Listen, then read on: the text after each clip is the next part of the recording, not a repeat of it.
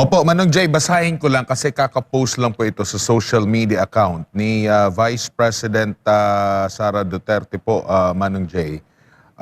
Itong kanyang pahayag, no? The people gathered in EDSA today reflect a growing sentiment that I have consistently expressed since 2024. This administration has been defined by poor governance and its failure to acknowledge and address the country's real problems, while countless of our kababayan struggle with rising prices, job insecurity, and the increasing cost of daily life. The president has remained detached from the hardships confronting Filipinos. Instead of confronting these challenges with solutions, the administration has chosen to silence dissent under the guise of accountability. It has weaponized the justice system by filing cases against and imprisoning individuals who dare speak out against alleged corruption and abuses in Malacanang, question the administration's competence, or criticize the president, including allegations concerning his drug use. Such actions raise serious concerns about the state of free expression, democratic accountability, and the shrinking space for legitimate political dissent. The president's failures of character and leadership have fostered an increasingly oppressive political environment, a government that answers criticisms with intimidation, undermines the very democratic institutions it is sworn to protect. This is no longer a matter of politics. It is a matter of the honor of the state and the future of a people who continue to bear the weight of economic hardships while their voices are increasingly met with repression. Shukran. Yan po yung naging pahayag ni Vice President Sara Duterte ngayon lang, Manong Jay. Malinaw yung assessment ng tanggapan ng pangalawang Pangulo, no, sa nagdudumilat na katotohanan, sapagkat ito nga, no, hirap tayo. Ito ang dami nating inaharap na problema, and yet parang gusto nilang ano lang isang tabi lang yung nakawan, at hindi ito ordinaryong nakawan, Admar, no?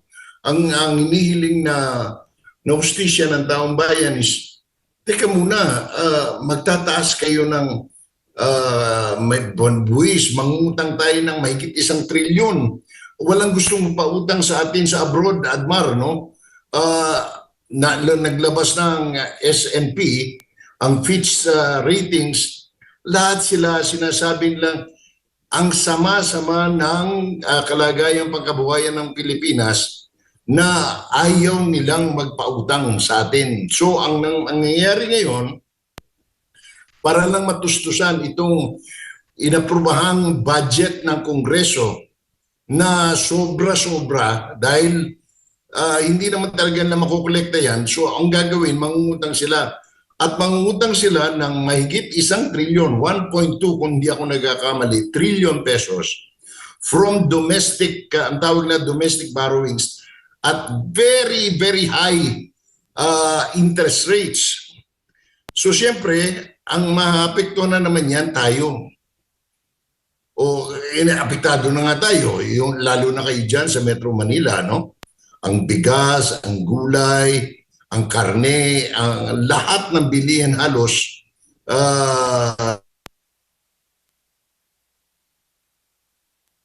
may Pilipino dyan sa mga urban centers like Metro Manila.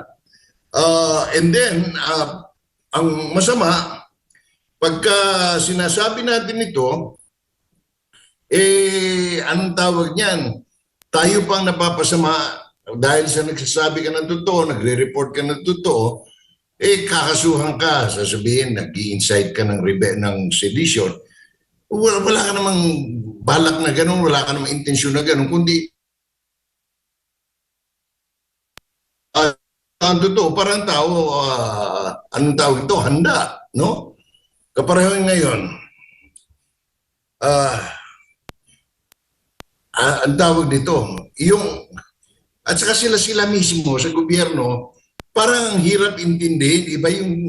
Iba yung sinasabi ng isang opisina. Like for example, let's take the case of Senator Rodante Marcoleta. Anong tawag nito? Sabi ng ombudsman, sasampahan siya ng kasong plunder. For what? For campaign contribution. Sinabi naman ng COMELEC noon pa, walang kaso si Marcoleta dahil inimbestigahan na yan eh. Nagkaroon ng kasong ganyan, dinismiss yung kaso sapagkat wala nga kaso. No? So, tapos on the other hand, alam naman natin puro panggigipit ito dahil bakit? Sapagkat si Marcoleta ay may sa sino-sino ba ang mga sangkot dyan sa nakawan sa flood control at iba pang mga proyekto sa gobyerno? Same thing. Bakit ba ginigipit si Pastor Kibuloy? Sapagkat, anong tawag nito? Nagsasabi siya ng totoo. Anong ginawa? Binuhay yung mga patay na kaso. These are the things that has no place in a democracy, in a real democracy, no? Kaya tayo ay hindi nagtataka kung bakit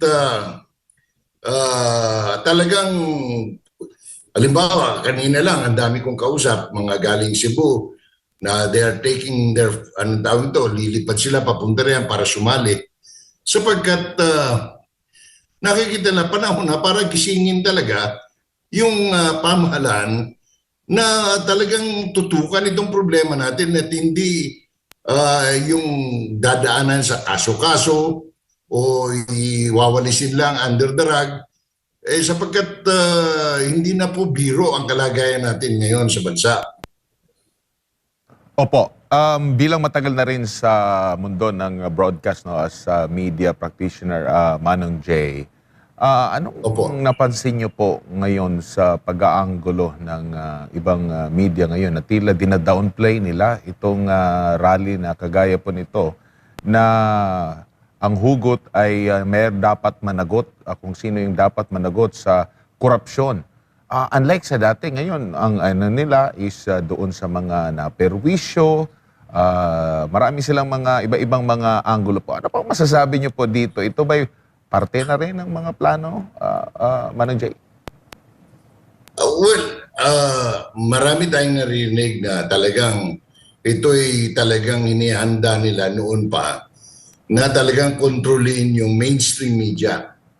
No? Unfortunately for them, kahit anong gawin nilang panunuhol, panggigipit, pananakal sa traditional media, meaning radyo at telebisyon, ay nagkaroon ng bagong sistema sa pamamahayag at paghahayag. At ito yung new media kung tawagin sa pamamagitan ng mga social media platform at internet. So, saksi ka at ang taong bayan na dito sa lumalabas ng mga balita na nagpapatotoo na talagang bukod sa binibili nila, ang dami nila kinokontrol lang. Inquirer, Philippine Star, Daily Tribune, Manila Times, pinagbibili na ang majority shares ng mga politikong kakampi ng administrasyon. At lumalabas na rin yung mga balita na talagang binalahura na talaga sa pamamagitan ng panunuhol ng milyon-milyon, no, sa mga radio anchors, television hosts, producers, reporters. At yan ay hindi naman may kakaila eh. Madaling maliit ang industriya para hindi magkaalaman, no? So nito nga huli, pinangalanan na kung sino-sino yung mga, anong pangalan nito, yung mga nasasangkot dyan sa corruption sa within the media, no? Because that's the only way they think that they can control the situation, no? They can control the environment, so to speak. Unfortunately, marami pa rin mosquito media sa mga maliliit na estasyon. And ang malas lang nila sapagkat ang Pilipinas ay hindi na umaasa sa traditional media ng television o sa radyo o sa dyaryo.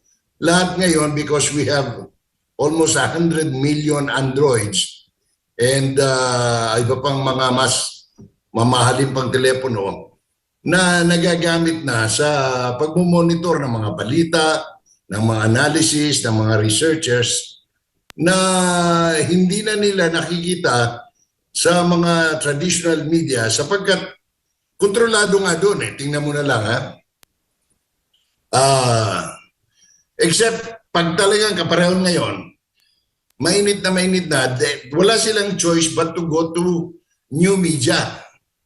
Pag tinignan mo, even TV5, GMA, lahat sila nasa new media na sapagkat hindi na, wala nang nanonood dun eh. Wala nang, pag ngayon hawak mo yung telepono mo, hindi ka na magbubukas ng telebisyon. Titingnan mo na lang, o tapos titingnan mo sa social media platform, nakikita mo na kung ilan ang tao, gaano karaming tao sa EDSA, ano mga sinasabi. I mean, these are the things that they cannot compete, no? Kasi ilan lang ang reporter ng mainstream media. No, ilan lang. Ilan ang may hawak na Android. Opo. Ang latest nilang assessment, mahigit sa 80 milyones na Pilipino may hawak-hawak na Android at dito sila nagkumukuha ng kanilang mga impormasyon at balita. Every day, 24/7. So, hindi nila pwedeng kontrolin yan unless of course, they shut down the entire world of the web, no? Pero hindi naman lang magagawa yan. So, Opo. ngayon, nagkakaproblema sila. Ang isang iniinano ko, kanina pa itong 3:00 ng madaling araw, nangyayari, wala kang marinig na matinong leader ng bansa, except of course the statement from the Vice President, na nagsasalita patungkol dito. Anong narinig natin from Malacanang? Sinara na ang mga daanan.